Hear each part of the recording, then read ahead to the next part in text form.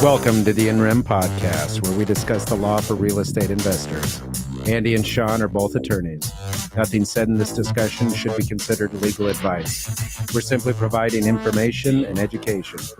You should consult with an attorney in your state regarding any specific legal issue that you may have.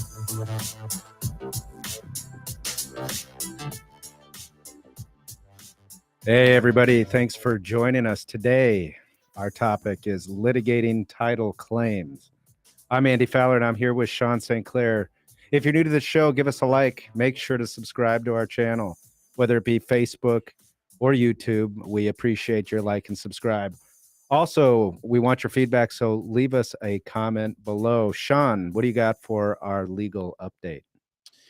So today what we're going to do is we're going to talk about the new homestead exemption law here in Arizona.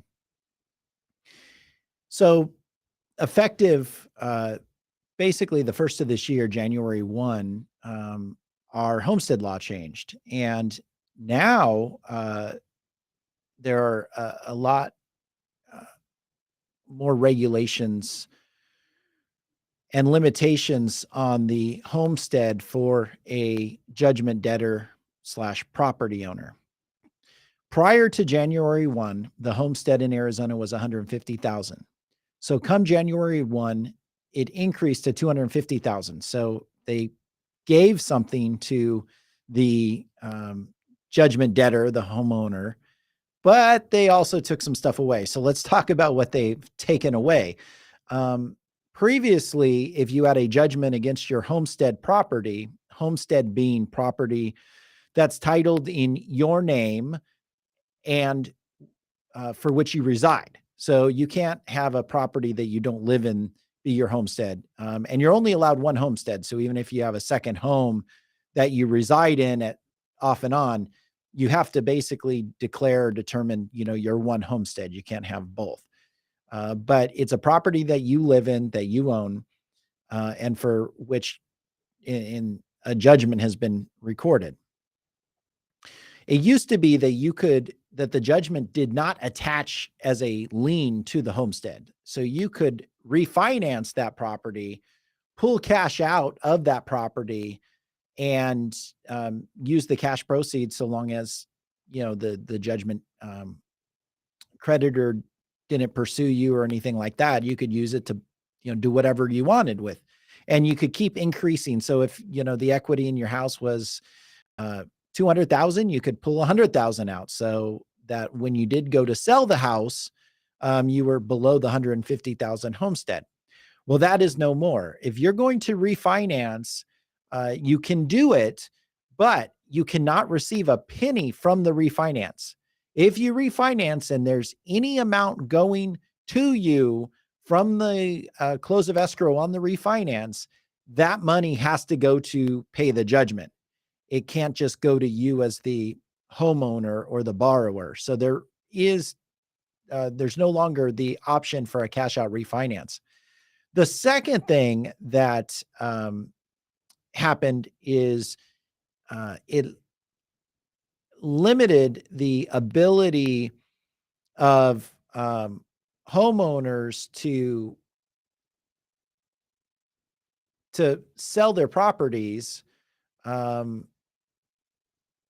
Well, I shouldn't say limited. It made it more complicated to sell your homestead property because now you have a lien that attaches. So the title companies, instead of just doing an affidavit of homestead and closing the transaction, they now have to actually execute and record a notice of partial release of the lien, basically stating that it is released as to the homestead.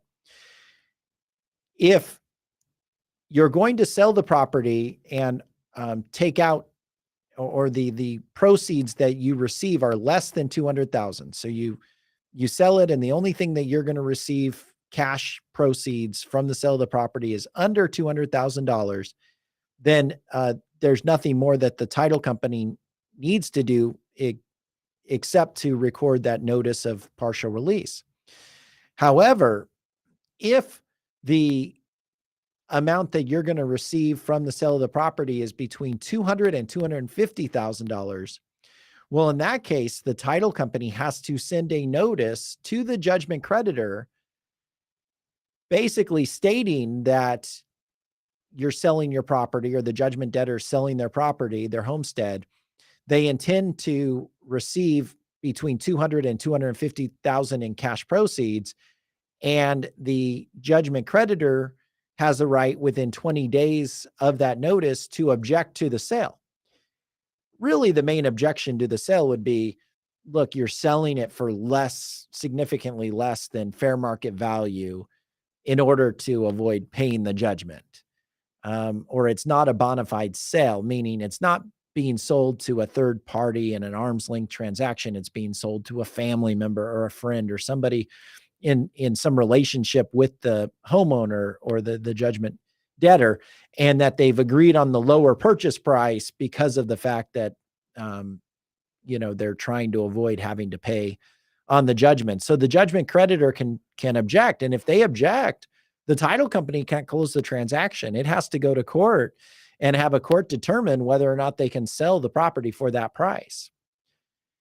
And then, of course, anything above 250, not only do you have to provide the notice, but anything above the 250, then the judgment creditor has a right to receive those funds.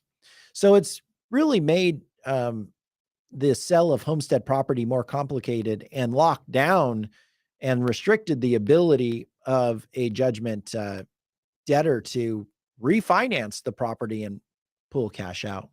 Now, it seems to me oftentimes the way that these laws go or they feel like they go, is often more debtor friendly. In this case, it feels like it shifted a little bit, whereas there are parts of this law that favor the debtor. Most of this law seems to benefit the creditor. Do you agree?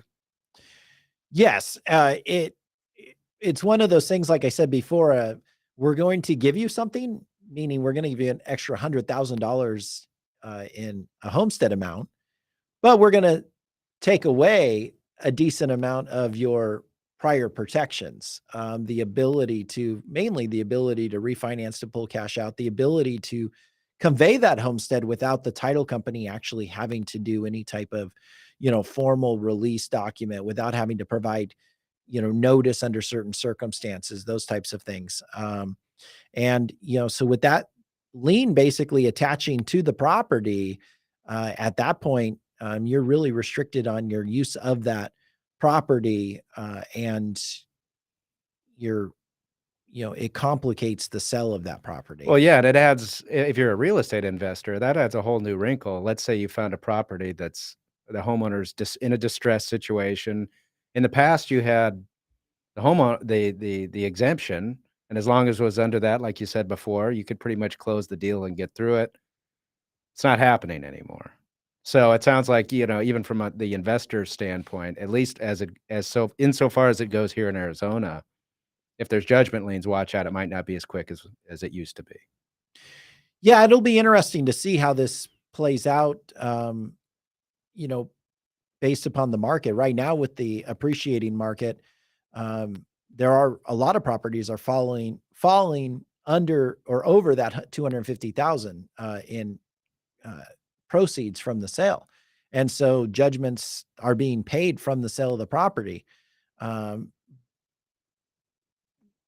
What will be interesting is, what's going to happen as the market shifts and you start seeing a lot more properties in that $200,000 to $250,000 range of proceeds, and notices having to be given, objections by creditors.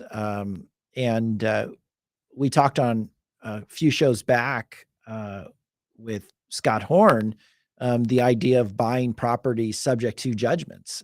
We might be seeing that more. There's a number of strategies that can be employed whereby an investor could acquire the property subject to the judgment. The judgment will remain as a lien, but they're able to utilize the property as maybe a cash flowing asset or something like that. There's a few ways to do it, lease option being one of them. A a subject to transaction being another, those types of things. But there are creative strategies to deal with these judgments. It's just in Arizona now, the homestead isn't as debtor friendly. It's provides a lot more protection to the creditors. And I know that, in the legislative notes, at least one legislator commented that basically they think that judgment debtors should pay their judgments. And because of that, they want laws that basically instill in them that commitment, and basically, force or require judgment debtors to, pay the amounts that they owe under their judgments. Interesting. All right. Thank you for that legal update, Sean. Our topic today is litigating title claims. That's what happens when you, as a real estate investor, are forced to bring your title issue into court, or maybe not as an investor, just a property owner, have to bring your title issue into court and litigate accordingly. As a guest, we have today Nick Strom, an attorney with the law firm of Fowler St. Clair in Scottsdale, Arizona. Nick has agreed to be here with us to discuss the topic of litigating title claims. We appreciate that, Nick, being here. Nick, thanks so much for being with us. Thanks for having me. Glad to be here.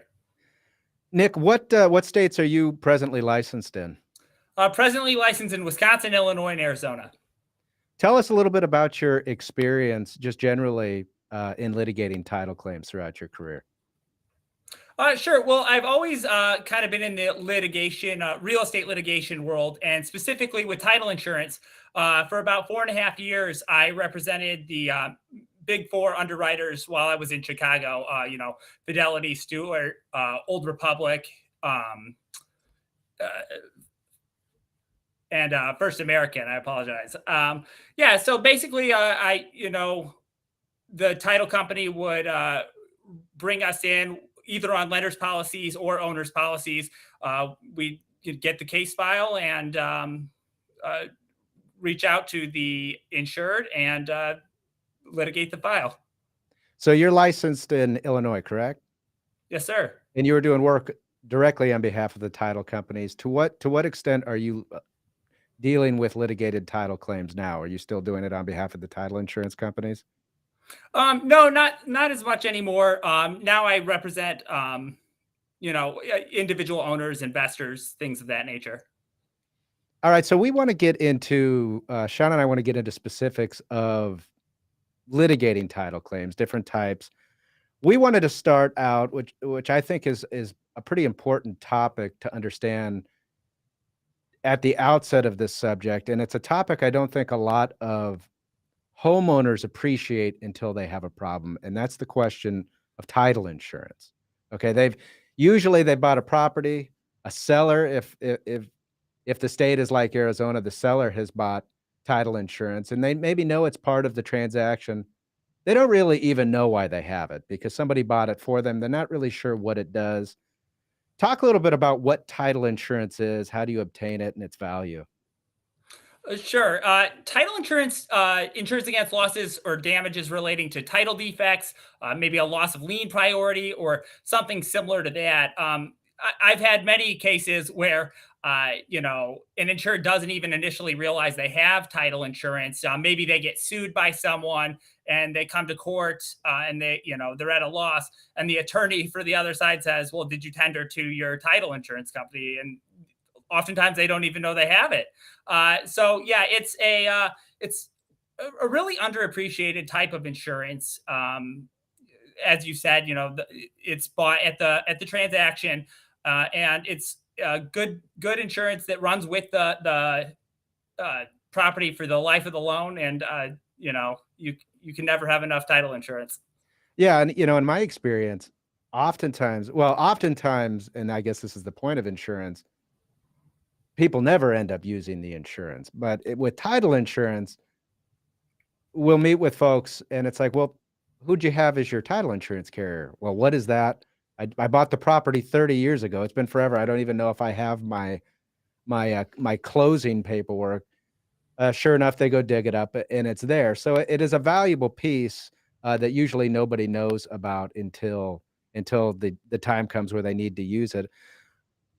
What types So we want to get into different types of title claims that you might have, but what types of claims does the title insurance company that you see usually cover versus those claims that might get denied by the title company for coverage?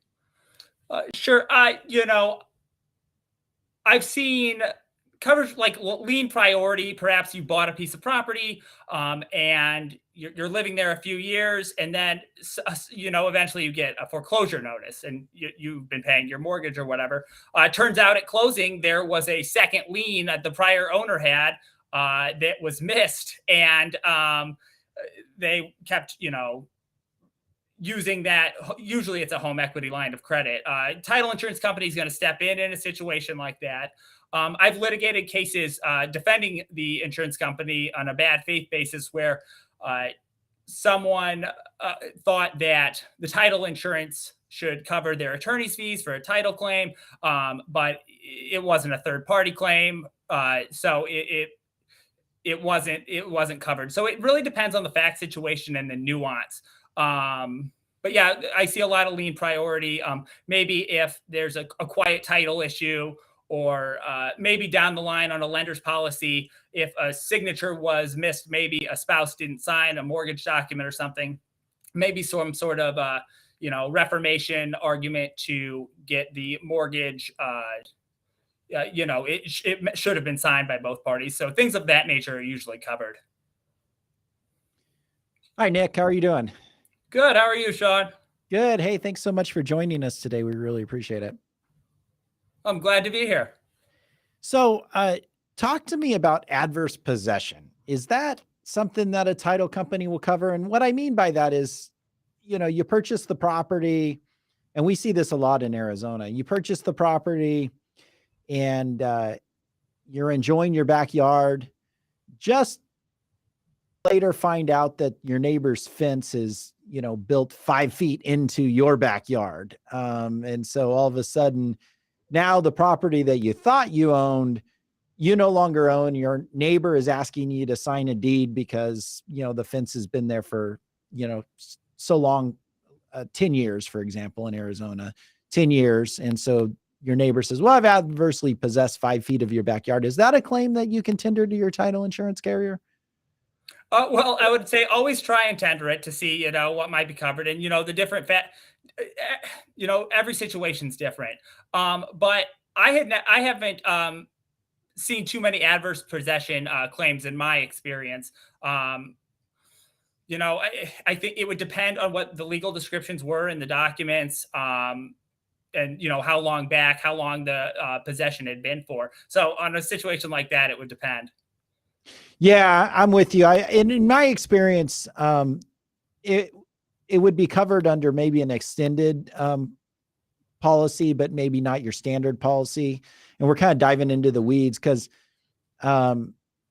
it would depend upon whether or not there's a survey exception. Can you kind of tell the listeners what a survey exception is and why, somebody obtaining title insurance should be concerned about it? Well, a survey is basically just you hire a surveyor to look at the property lines, look at the boundaries, and get a more exact or precise understanding of what is covered. One thing you touched on there, I would always suggest you work closely with your title professional, especially investors. As you mentioned, there are different types of endorsements, and really knowing those and working closely with a title professional would help you know what you need exactly for your position. You don't want to be the type of person who's caught, 5-10 years down the line and you didn't have the right endorsements or the right coverage. So just kind of working with your title professionals and building a relationship. Real estate's really a team sport. So having a good title professional to work with and ask those questions on what endorsements you need is very important. Right. And a survey would basically, when I say a survey exception, I'm saying that a lot of basic standard, residential homeowner policies are going to say, hey, we're not going to cover anything that would be shown by a survey. So if the property was surveyed, it would basically show the boundary lines, and then it shows all the structures. So it would show that fence being 5 feet onto your property. So the title company, obviously be like, well, if you had a survey or paid for extra coverage, you might be covered, but here, we're not going to provide coverage. Nick, if you think you have a title claim, or at a bare minimum, you believe that you have a title issue and you want to make a title claim, where's typically the first place you're going to start to make that claim? Well, we'll look at your title documents. There'll be, a place to send an email or a notice of claim. And that's the first place you want to look. So keep your paperwork. Hopefully you're very organized. Real estate's obviously paperwork heavy. And then, I would, it's not necessary, but I would recommend working with an attorney, just because they'll know the ins and outs of what to do. They'll be able to walk with you to make sure the title company is following what they're supposed to be doing in case there might be an eventual claim for bad faith. Hopefully that's not the situation.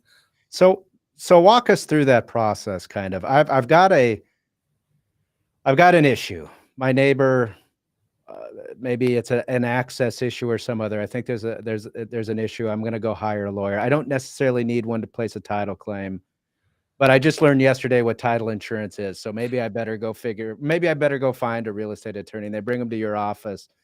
What's that process look like from the point of tendering the claim through really the point of acceptance or denial? Well, so you tender your claim, and then within a few days, the title insurance lawyer is going to reach out to you. You acknowledge the claim, let you know what's going on.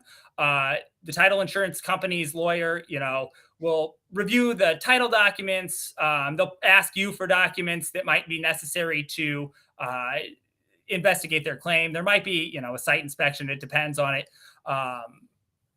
what exactly the claim is. And then after usually a few months, you'll get either written confirmation of, we're accepting the claim, we're denying the claim, or, a reservation of rights where, they're still investigating the claim and more information is needed, things of that nature. So let's talk about a couple of those options. So you've made the claim, they've accepted it. You, Nick Strom, made the claim. Are you going to stick around? The insurance company going to pay you? And what happens if they accept the claim? Usually the insurance company has their own attorneys, and they have longstanding relationships. That's what I was referring to when I was saying I represented the big four underwriters. So they retain you, and then the insurance company, the lawyer that they retained, will reach out to you, and you can still have your own attorney on board with you. I've worked with situations like that where I'm working with that person's personal attorney, but more often than not, the insurance company's hired attorney is going to reach out to you. Kind of an introduction. If you've ever been involved with any commercial litigation, after the insurance company's lawyer takes off, it's very similar to commercial litigation. You might, you'll have to provide documents to the insurance company's lawyer. You will have to answer discovery questions. You might have to sit for a deposition. Eventually, you might have to go to a trial. Although often title claims, because everything's on paper, they often lend themselves to legal issues and motions for summary judgment and that sort of thing, as opposed to questions of fact at trial. And if the claim's denied? Well, then it can get interesting. If the claim's denied, then you might have to just hire your own lawyer to deal with your issue. Although if you think that the title company may have improperly denied your claim, you might be able to go after your title company for what's called a bad faith claim. They should have been covering, they're not representing you. I've defended some of those in the past. That can be a very interesting situation. And, if they deny your claim, that's a situation where I would certainly say, talk to a lawyer, get a second opinion, see if you haven't already been working with your own lawyer, just to, see if there's something that might be there, some stone that hasn't been uncovered. Hey, Nick, you use the term reservation of rights. What's the difference between a title company covering the claim and a title company taking the claim on a reservation of rights? Well, so a reservation of rights is just an insurer's kind of notification to the insured that coverage for the claim may not apply, but it allows them to further investigate and maybe deny coverage later. I've seen it in situations maybe where something has to get filed or something has to get done quickly. Maybe a statute of limitations is coming up, and I've seen them issued there. So yeah, basically it's just like, hey, we're taking this claim now, but we might deny it later, is basically how a reservation of rights works. And how does a title company who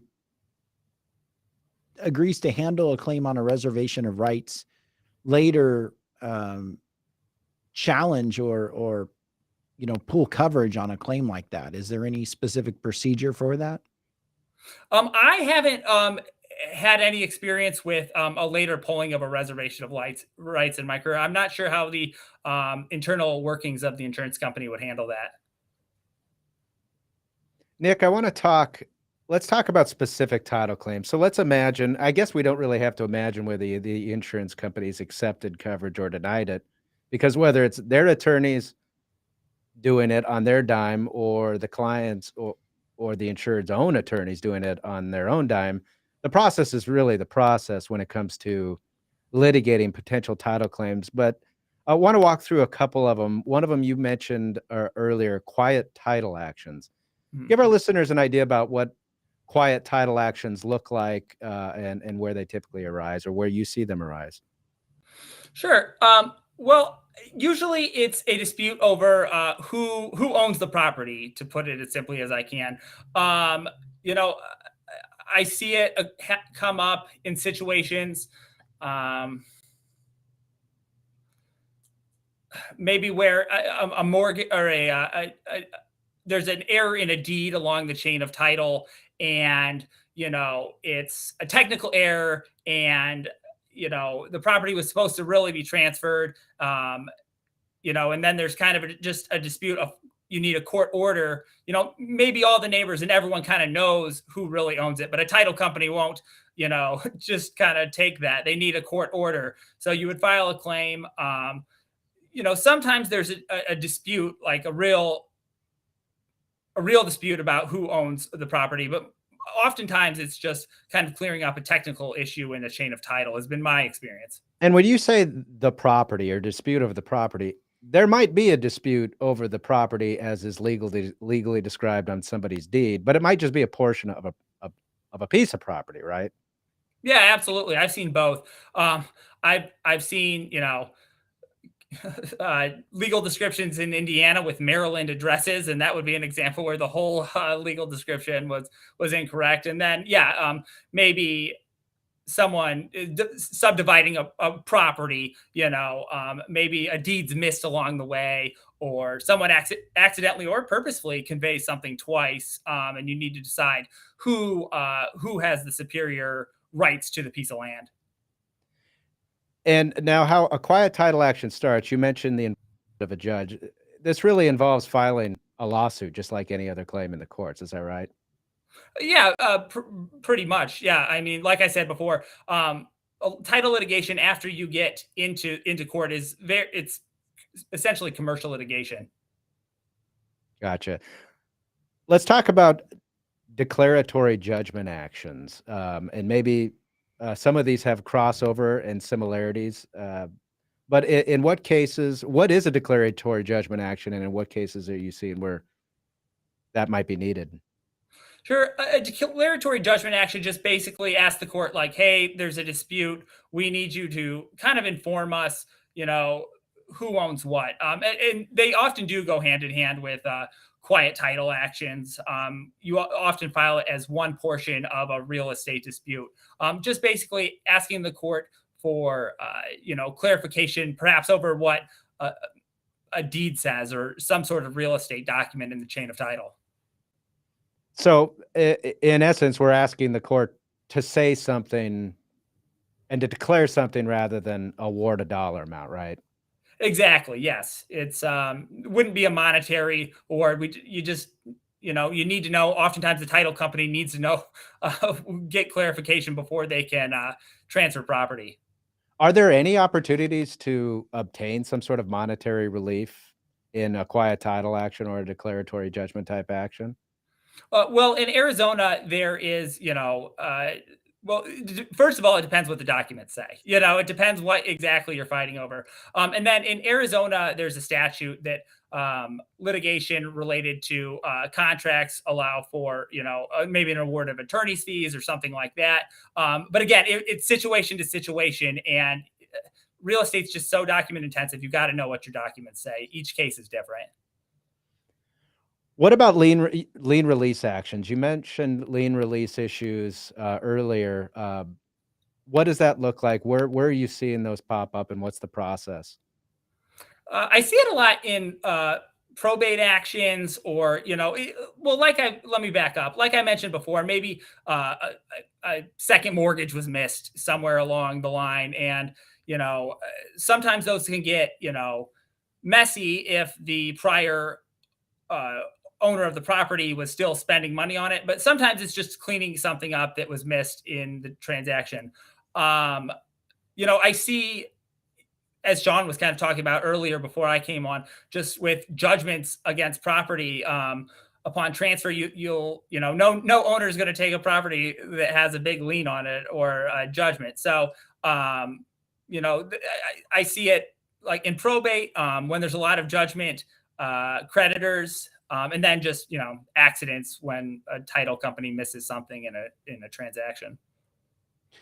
Nick, let's say that I think I have a claim against someone else's property, and I'm just a third party. I've not been on title, but maybe I think, well, I have a right to, access via an easement, say by necessity, which is an easement that arises because there's a lack of access to my property. But I think the most reasonable and prudent course is to, go across my neighbor's property. Or let's say I think that I've adversely possessed. We've talked about adverse possession. I've adversely possessed a portion of my neighbor's property because, my property has a fence around it, and that fence was built on my neighbor's property, and it's been there for more than 10 years, which is the adverse possession statute of limitations in Arizona. And so I know that, hey, when they bought the property, they obtained title insurance. How do I go about making a title insurance claim for my right to that other person's property? Well, when I've had situations come up like this in the past, I would sue the owner of if you are claiming an easement or access or whatever, I would sue that owner. And then it's the owner who files in a claim with their insurance company. Like I had mentioned before, I've seen cases where a party comes to court and, I need more time to hire an attorney. I don't know these issues. And you just ask them, well, have you tendered this to your title insurance company? And, more often than not, they haven't. And then the title insurance company gets involved. So it's not like personal injury, red car, blue car. You're in an accident and it's not your fault. Somebody hits you and you say, hey, who do you have? Who's your insurance company? They give you an insurance card. And then that's the last you really speak to that person. Instead, you call up their insurance company, say, hey, you're insured, hit me. I've been damaged. Here's my vehicle, fix it for me. Here's my, medical expenses, pain and suffering, write me a check. And you basically negotiate with that person's insurance company. That's really not how it works in title insurance. Then it sounds like in title insurance, you have to start with the party that's insured. So the owner of the property who you're making a claim to, start with them and then hope that they either tender it or give them instructions or ask them or something like that, but basically provoke them to, contacting their insurance company. I wouldn't say provoke, because you have a right. You have a right. If you have a legal right, you have a legal right. Whether Right. they have title insurance or not. And that's why title insurance is just so important in the real estate world. Because if you don't have title insurance, then you are paying for it out of your own pocket. And, just because they don't have title insurance doesn't mean you wouldn't have a right to their property or the rights you're seeking. So yeah, that's why I always, it's just so important for especially real estate investors to just work with title professionals and, make sure they have their title insurance. So I receive these types of, inquiries on a regular basis where clients come and they say, I own this property. I bought it a couple of years back and I have this neighbor. And every time I talk to this neighbor, the neighbor says, hey, that strip of property, that's mine. Hey, do you know that, your fence is encroaching on my property? Hey, do you know your tree is on my property? Hey, do you know this? Do you know that?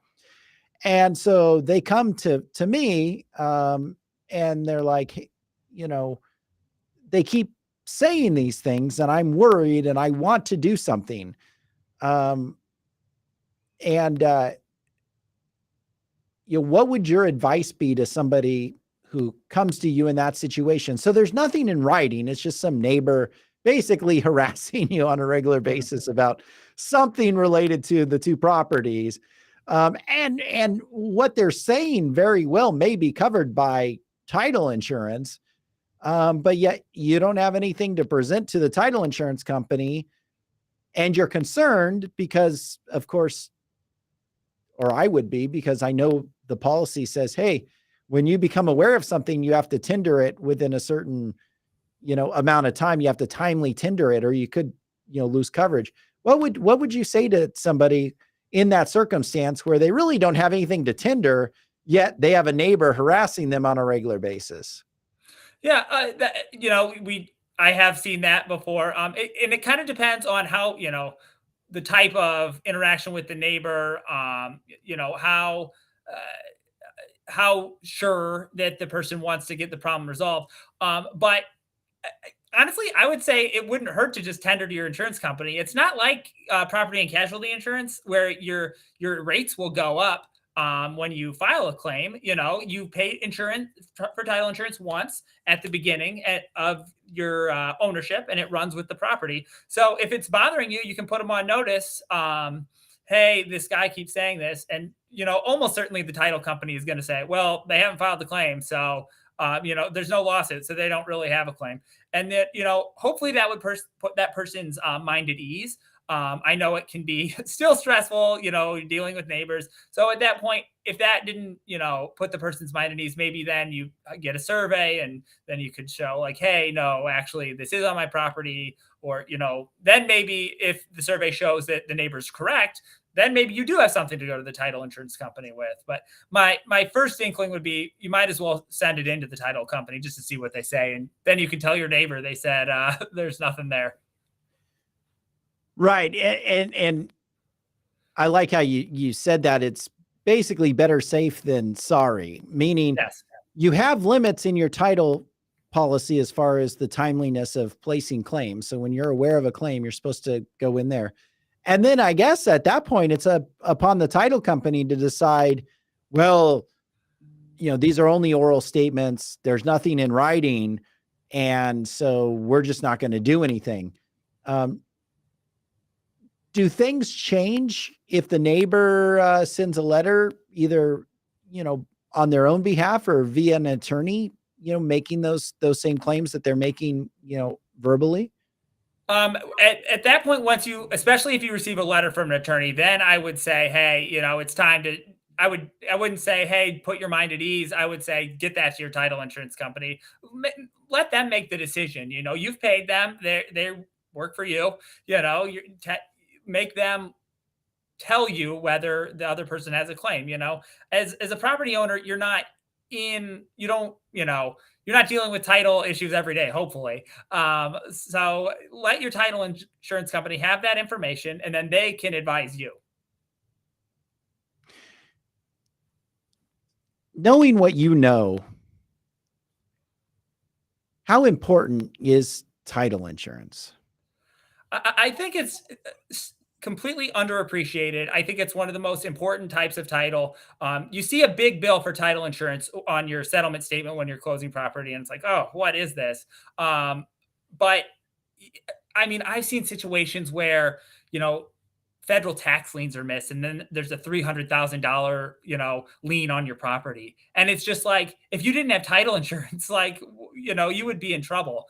But it is a big upfront cost at times. But if you look at the cost over your whole ownership of the property and just how much it can save you in the long run, if anything is missed, or like I said before, if a mortgage is missed and they're foreclosing on your property and you don't have that insurance company to come defend you, or a tax lien is missed or something like that. I've seen a lot of situations where investors, especially from out of state, are buying a property, and somewhere along the lines, someone flips it and then sells it to a buy and hold investor, something like that. A tax lien gets missed. If you don't have a title insurance company to come and step in for you, especially if you're out of state, that's a big hill to climb. So I just think it's critically important, especially to investors, and get to know your title professional well, because they can certainly advise you. And Nick, you mentioned, well, you all but said it. Litigating these title claims is just that. It's litigating. So if you don't have title insurance, the sky's the limit in terms of having to pay your own attorney. Would you agree? Oh, absolutely. And I mean, attorneys are expensive. They really are. And then you think about the investment you have on the property as well. If you were to, lose that property, you might still owe a mortgage on the property, So litigation is expensive, and just making sure you have insurance, and the right insurance with the right endorsements, as we touched on earlier. I can't even explain how important it is. It could be the difference between $1,500 title insurance policy and a $50,000 attorney's fees bill. Absolutely. Just to get it done. And as you mentioned, a lot of these are pretty fact intensive, and judges deal with the law, juries deal with the facts. A fact intensive lawsuit can go a long way, maybe to a jury trial. I'm curious, how many do most of these cases involving title issues are all of them fact intensive, or do you get on occasion some issues dealing with just questions of law where you think might be a quick way to find a resolution before a judge without having to go through extensive discovery? Well, in most of my cases, it actually does end up in a legal issue, and it ends on paper, a motion or something like that. The facts are usually all recorded in the chain of title. You know when things were recorded. You have the amounts, you have the names, you have those sorts of things. So I don't know if I'd ever say litigation is quick. I don't know too often where you're getting in and out of litigation quickly, but I think after the initial written discovery, especially, you'll often know where things are going, whether it will be a motion or whether it might be a situation where you're going to need to get ready for a trial, or maybe a mediation to resolve the issues more efficiently. But I see a lot of legal issues when it comes to real estate and title. Nick, I've made the comment a number of times, and it's not probably a good generalization, but I've said, oh man, these title insurance companies, they're more than happy to take the premiums, and then they never want to pay any claims. But there is a check and balance there, and you've used the term, bad faith a couple of times here in this conversation. Tell us, what is bad faith, and why do title insurance companies care about it? Essentially, bad faith is when the title insurance puts its own interests in front of its insureds. Like you kind of touched on, a title insurance company can't just collect the premium and not defend or pay out. I mean, that's why you have the insurance. And title insurance companies are, their ears perk up when that comes out, because there's, they're insurance companies. They're regulated, for one thing. You could have the government breathing down your neck if there's, you're not treating your customers right. But also there's different damages, and it depends on the state for bad faith insurance claims. And they can, if they aren't acting appropriately, they can subject themselves to big time, government penalties and damages in lawsuits if they mistreat their insured. So title insurance companies, all insurance companies, are really careful about that. So when you say mistreat your insured, you're talking what, denying a claim when it should have been covered, or is it more than that? It's more than that. That would certainly be an example. You have to, pay for a good faith defense. You can't, if there's policy limits, you can't, if you can get a claim done for within the policy limits, you can't leave an insured out to dry, because the insured would have to pay over and above the policy limits, things of that nature. And again, every case is different, but the essential issue is the insurance company can't put its own interests, its own financial interests, ahead of its customers, the insureds. And if it's found to have done that, if it's found to have engaged in bad faith, what are we talking about as far as, exposure or liability exposure by the title insurance company? Again, it depends on the state. I've seen, a multiple of damages incurred, attorney's fees, things of that nature. And then again, the government regulators can be breathing down their neck. So they could end up with, because it's a regulated industry, they could end up with some administrative, fines and proceedings, and maybe even a threat to their insurance license. Yes, absolutely. So we've used the term title insurer, but a lot of times, especially here in Arizona, properties will be held in escrow with a title company or a title agent. What's the difference between a title company, title agent, and a title insurer? Right. Well, the title agency is kind of the person you're going to be seeing day to day. They get the documents, they hold the funds. You'll have your correspondences with them. The title insurance underwriter, they are the kind of the insurer. They're the ones with the, who pays out the claim, basically. So your agency, who you're working with every day, is going to write you a policy with one of those big four title insurers that I previously mentioned. And some agencies only work with one underwriter. A lot of them write for several underwriters, and it's different for each state you're in. And so that's kind of the essential difference. Your title agency is also going to have separate insurance, like E&O insurance for themselves. So for instance, if there was a problem with title, maybe the insured might sue their title agency for like a negligent misrepresentation claim or something like that. And then maybe if the underwriter is acting in bad faith, you would sue them for putting their interest before you. All right, Nick, we really appreciate you being here. Title insurance is such an important issue.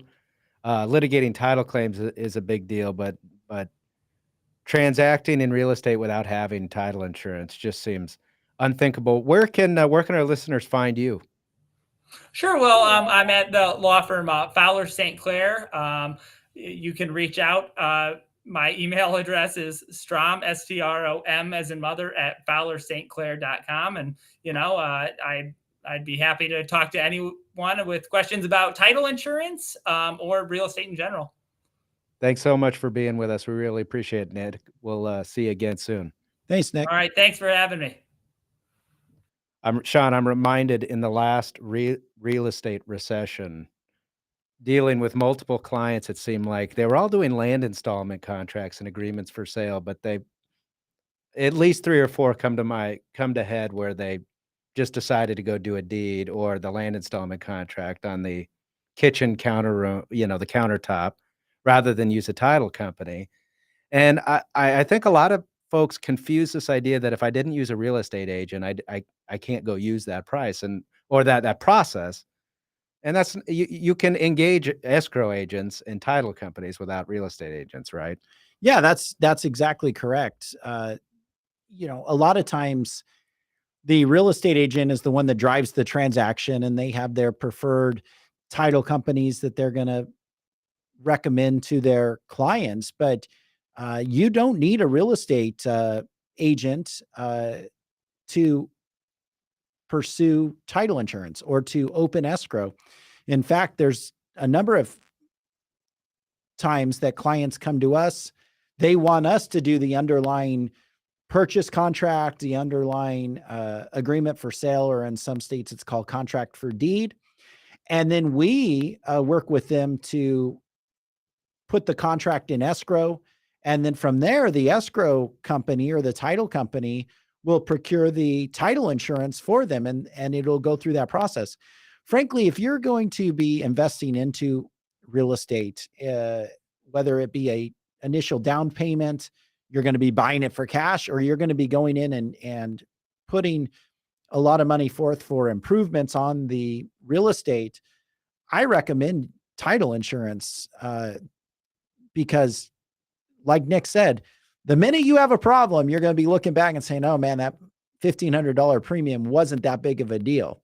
Now, there are circumstances where maybe you want to close out of escrow because there are transactions that our clients are doing at times that title companies don't want to be involved in or cover.